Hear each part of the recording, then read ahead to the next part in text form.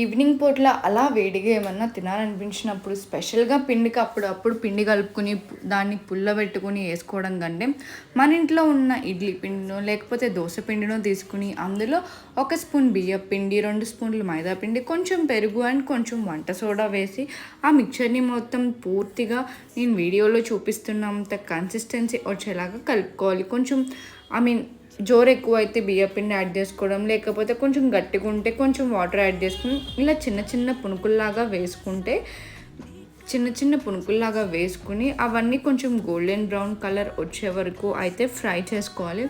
అలా ఫ్రై చేసుకుని వచ్చిన బజ్జీలని మనం ఏ టొమాటో చట్నీలోనో, లేకపోతే పీనట్ చట్నీలోనో నంచుకొని తింటే ఈవినింగ్ స్నాక్ అనేది ఈజీగా ప్రిపేర్ అయిపోయి చాలా అంటే చాలా టేస్టీగా ఉంటుంది. మీరు ట్రై చేసి మీకెలా వచ్చింది అనేది నాకు కామెంట్ సెక్షన్‌లో తెలియజేయండి.